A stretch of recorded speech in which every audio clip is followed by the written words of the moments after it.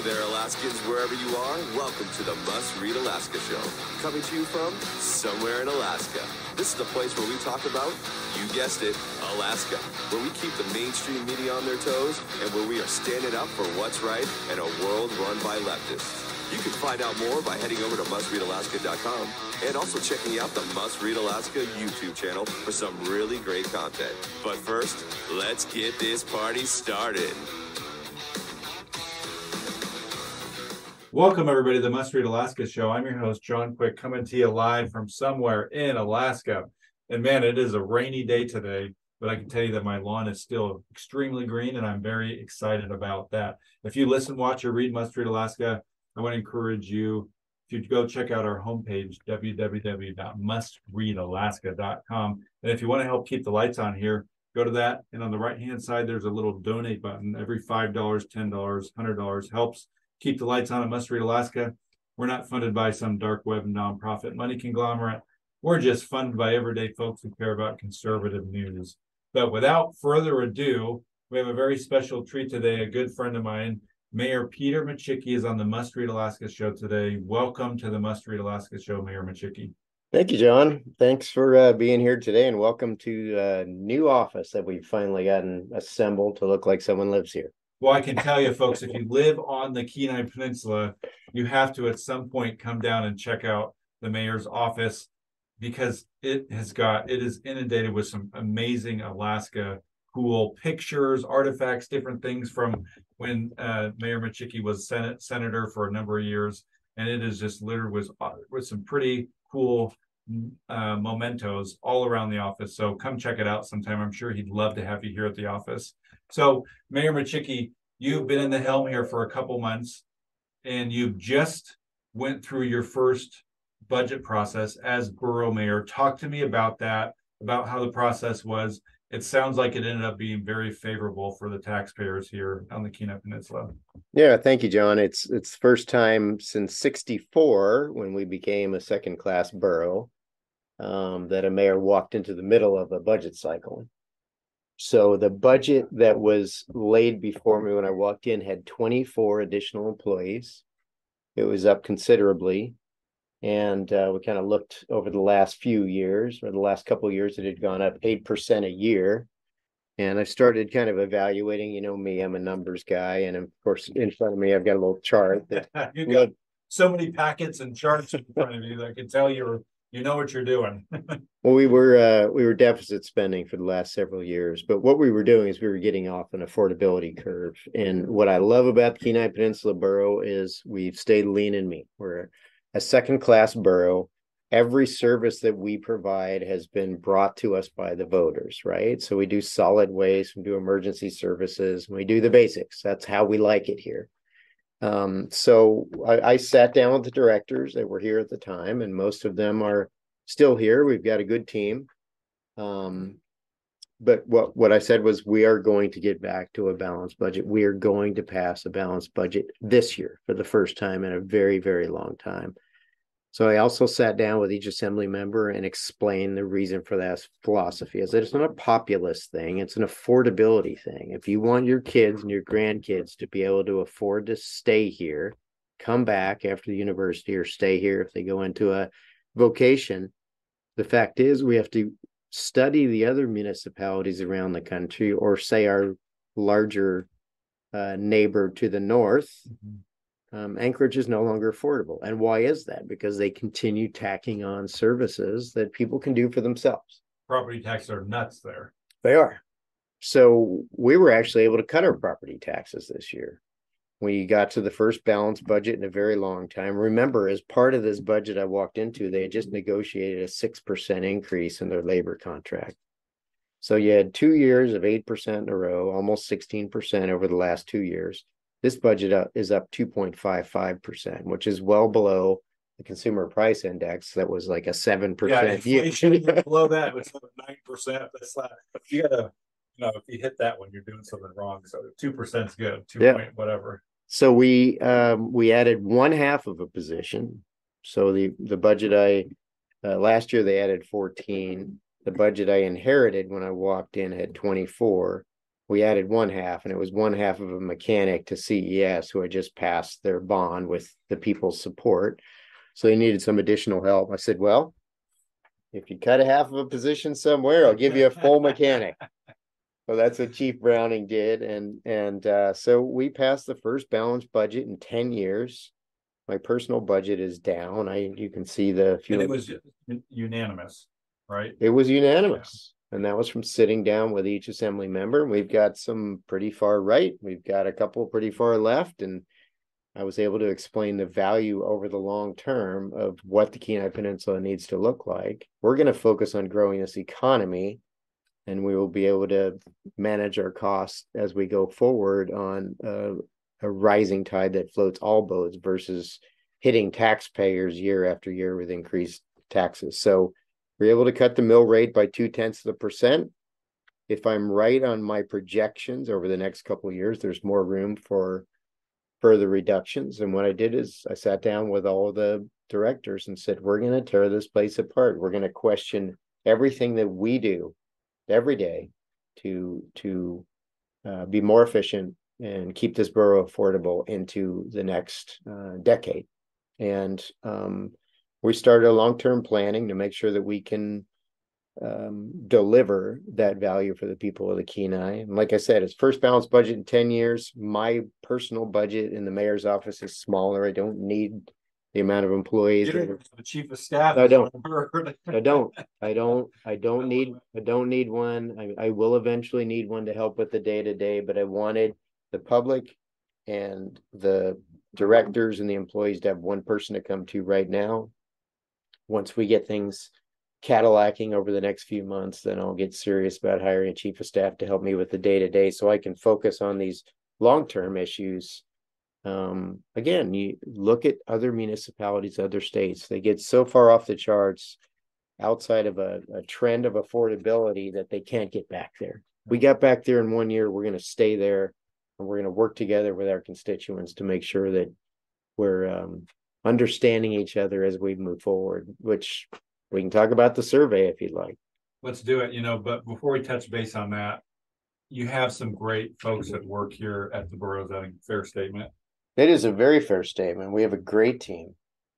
I think that's one of the things that I think especially conservatives forget about is that people that work in these local government places, whether it's a local school or a borough office or a municipality, they're just normal people that are going to work every day, trying to do their job, put their kids through school, maybe go on a week's vacation every year.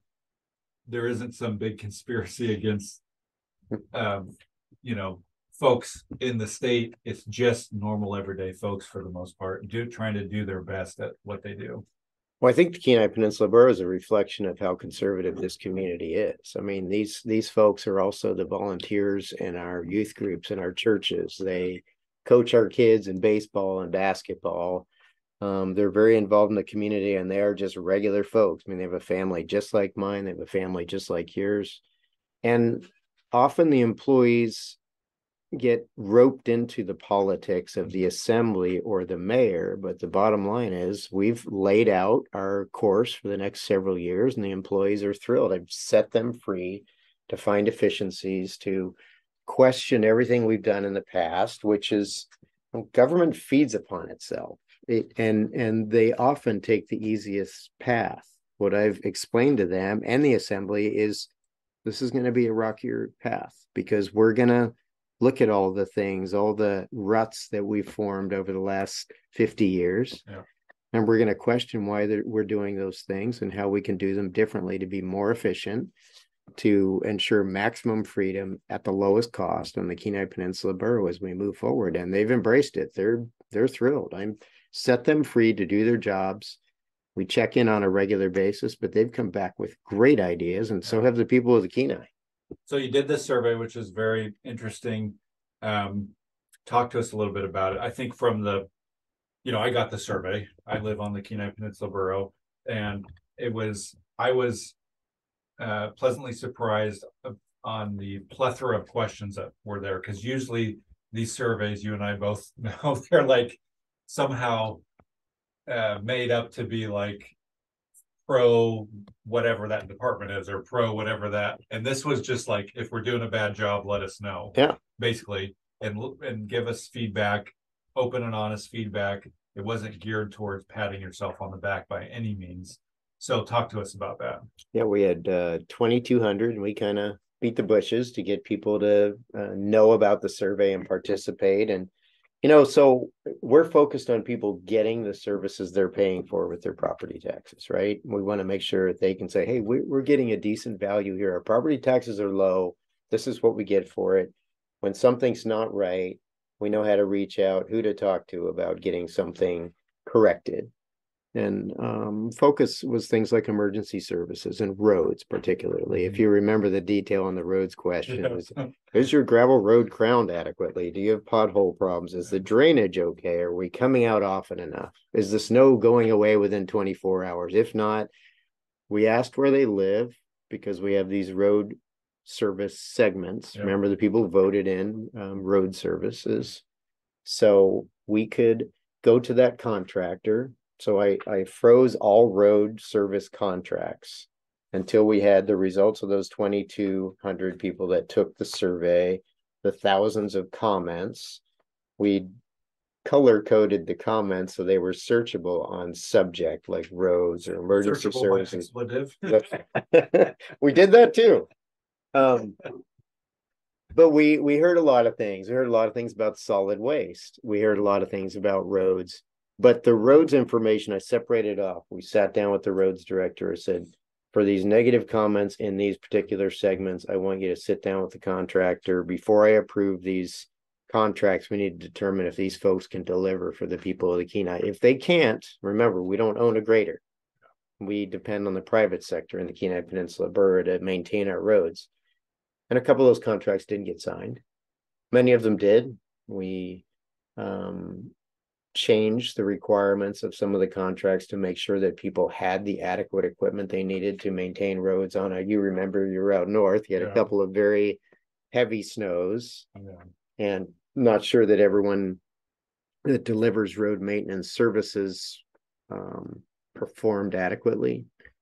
We've sat down and talked with those folks and said, if you're going to be in the position to be able to bid, you need adequate equipment. We need these service guarantees.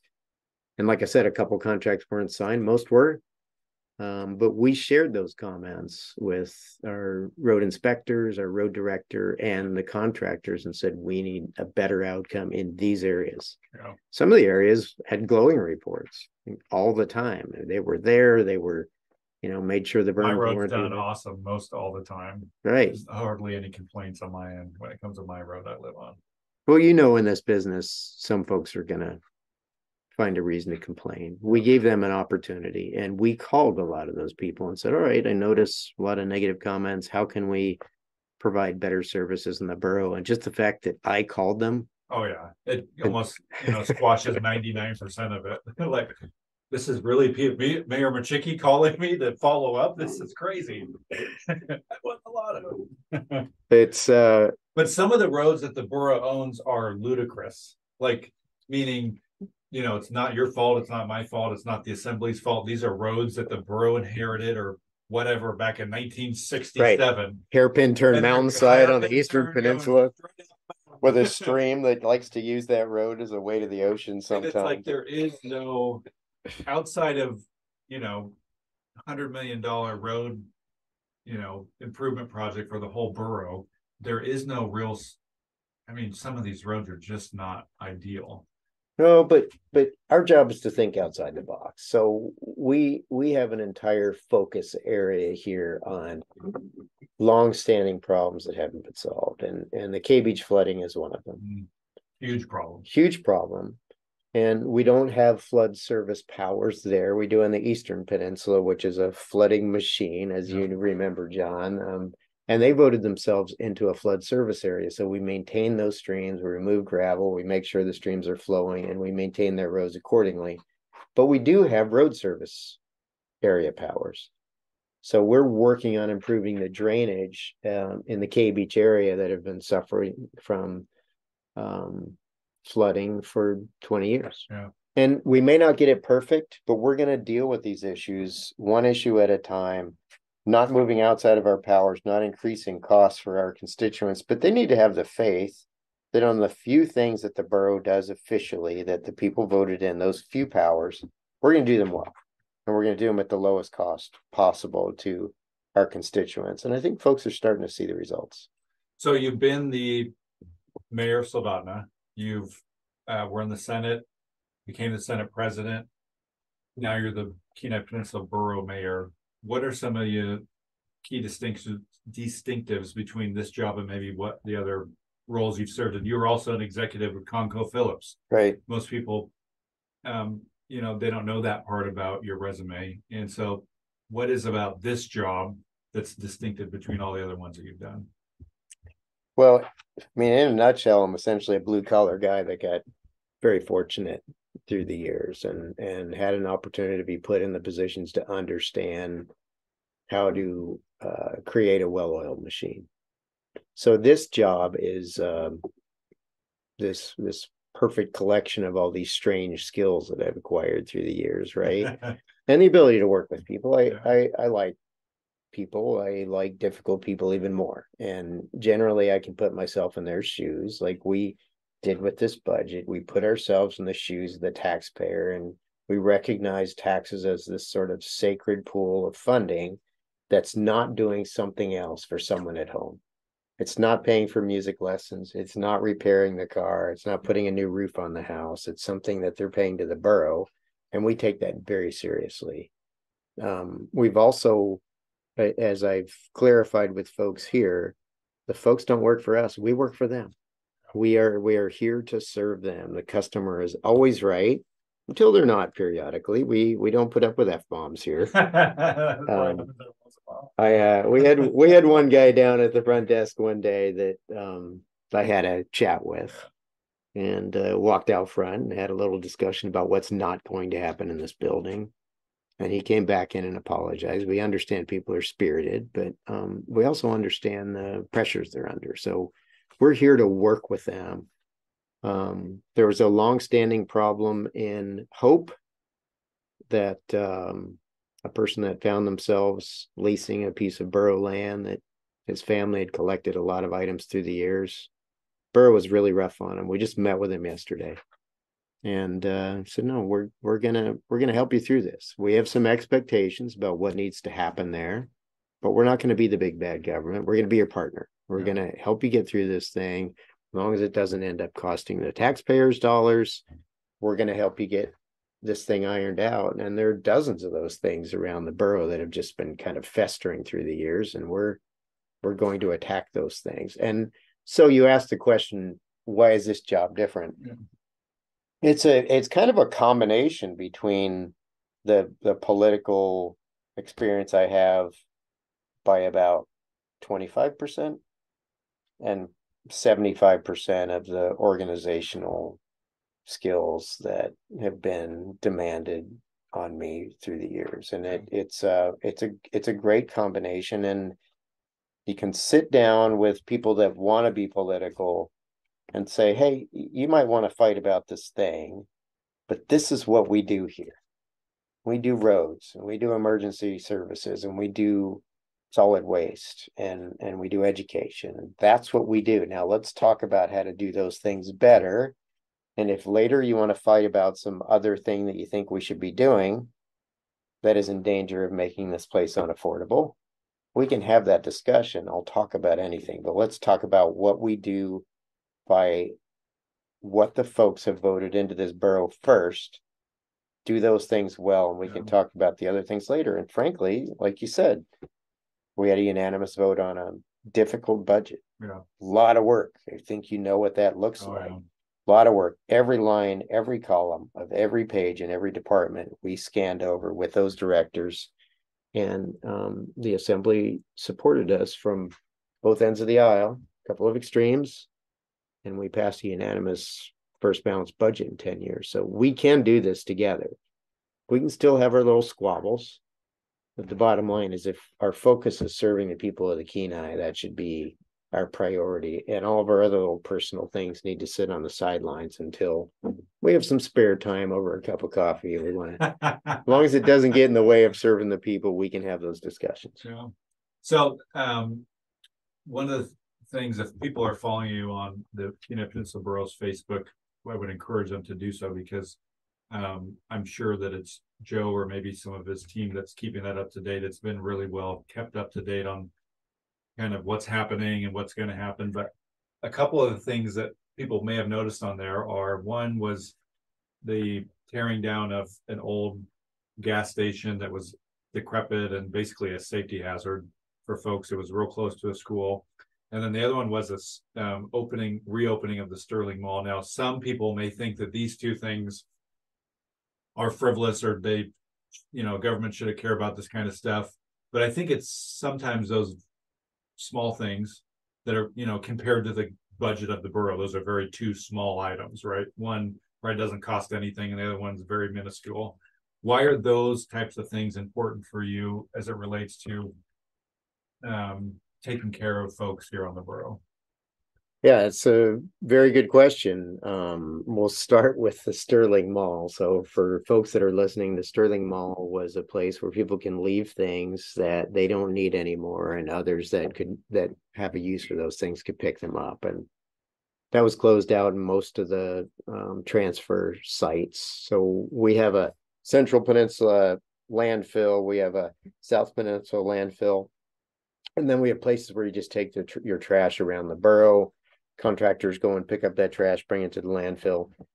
And at the Sterling Mall was a kind of cultural anomaly where, even some fairly wealthy folks that don't want to have a garage sale can bring some very useful things and building material. It's like stuff people could use. Sure. I sometimes come home with more things from the landfill than I bring there. My wife is like, "Oh no, he's back. What are you going to do with those?" Like, every wheel will have a use at some point, right? Those are $50 at the hardware store. That's right. So angle iron. Came home with some angle iron. Hey, that's a good find. Oh, it's a great find. So we reopened it. And why did we reopen it? It was a key item in the comments that people made on the little things. And it was from both sides of the demographic of the Kenai. The folks that maybe leave for the winter that are bringing a fairly good barbecue that they're going to replace next year. Then some low-income person can suddenly have a functioning barbecue because maybe the fire pit isn't adequate for barbecuing their stuff. It's a really great way for the community to share, not depending on social programs, not depending on something like that, but it's just a really good way to transfer items to others that can use it. But here's the bottom line reason why it matters. The number one cost in running a landfill is opening a new cell. Yeah. Well, we're filling millions of dollars, many millions of dollars, and we don't $7 million, and we don't know what future regulations are going to look like. We have leachate problems we're dealing with that is expensive. So we're trying to keep our cradle to grave costs down by allowing people to use things instead of storing them in the ground in perpetuity and having to open new cells. So it's a fairly dramatic cost savings over the years. I'm shooting for no net growth in cells. We're even evaluating how we can harvest some of the items that are in there, like 17,000 tires. I went out to Fun in the Sun in Nikiski. What is the flooring, the ground cover in that 3 acres of playground? Yeah. It's ground up tires. We're storing them in perpetuity and paying to store them in our landfill. So we're evaluating how we can use some of those previous waste streams for mulch and other ways that we can use them instead of charging people tax dollars to store them forever. So there's a pragmatic reason for it, but there definitely is a cultural exchange that occurs at these reuse sites. And it was a big deal. We cut the ribbon yesterday at the Sterling Mall. It was. There was a couple waiting there. They had a barbecue, 2 tires, a couple of shovels. Some of that stuff, I was like, I want to go drive down there. I might go grab that barbecue. The tires were nice. I have to admit, I checked the size. They were unfortunately, they were 17s and not 18s, but it was great couple. They had been waiting for this and been following us online. And then the Zip Mart, which was a great place to get ice cream when I was a young guy, They had a 56,000 gallon fuel spill, Mm-hmm. which is 3,000 feet long and 800 feet wide. Luckily, it missed the community center and the school. But we heard complaints when it started to collapse from the heavy snows from parents. And we went and inspected the building. And I will tell you, we found hypodermic needles. Oh, yeah, people probably living in there doing stuff they shouldn't be doing. Lots of bottles. Kids were climbing on the building that was coming down. Somebody was going to get seriously injured or worse. And we're not in the business of dealing with private problems like that. But they owed the borough $65,000 in back taxes. They were incommunicado. No one would answer our, it went into an estate, and the folks that technically own the building through the estate were not answering our calls. And we heard from a lot of parents, and we just decided to fix that problem. It's right next to the school, as you know, right next to the community center. People were sending me photos of their kids on the collapsed roof. And a local community member bid about half of market for that. Ray Chumley with Summit Excavating. Yeah, it was dirt cheap. It was like 20 grand or something was like that. And we went when he started. I will tell you, his son was the one on the excavator, and he said, "Well, I'm a little uncomfortable. I'm used to building buildings, not tearing them down." But he had a giant grin on his face the entire time from the first time that he. From the first time that he touched that building, and it was about 20 minutes and it was down. They had a lot of loads to haul. They had a lot of loads to right. haul. Yeah. But that it's a slab. And now I'm going to check with the community center and see if maybe they want to use that perfectly good slab for a skate thing or something. You can't disturb the ground, but why not return it to the community? We don't have a use for it as a borough. But at some point, we need to foreclose on that property and move forward, because no one is ever going to pay that bill. But no, it's another long-standing problem that we're going to deal with. We're not going to go around the borough taking down other people's problems. But when it's a problem, very unique. It is very unique. When it's a problem of one of our schools, yeah. one of our community centers, and we know there's illicit activity happening there, we're going to try to deal with those problems for the people of the community. And there's still a process for that. My guess is, either the assembly had to approve the appropriation, or you had to go through a process for the bidding and all that kind of stuff. So there's still a public process to even anomalies like that. Well, there's a condemnation ordinance that is rarely used, because that's not what we generally do. But we had to put public safety first in this case. And we learned about it 2 months ago. It's gone today. And the community is very grateful for that. Well, we've run out of time here. Any last minute thoughts before we head out? No, I encourage people to reach out. We are honoring what we love about the Kenai, and that is maximum freedom and liberty and services at the lowest cost possible.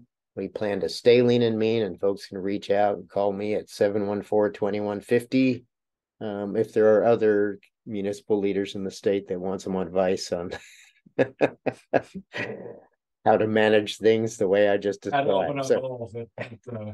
At a transfer station. That's one thing. Yes, but I really appreciate this today, John. It's a great conversation. Great to have you here. So thank you. I appreciate you having this conversation. And one of the things I think is your secret sauce is your ability to bring any kind of person into the room and listen to them. I think it's lost in our some of our political thoughts these days. We're extreme, right? We're either one side extreme or the other side extreme.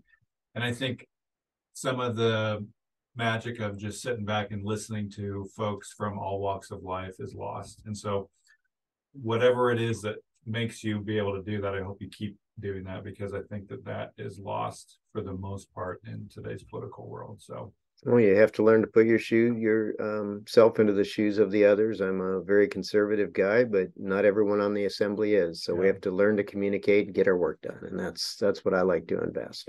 Well, you're welcome back anytime. We wish you nothing but success here on the Must Read Alaska show. And folks, I will put a link to his office. If you do live on the Kenai Peninsula and you're wanting to get a hold of the mayor's office, I'll put the contact information in there. And until next time, I'm John Quick from somewhere in Alaska.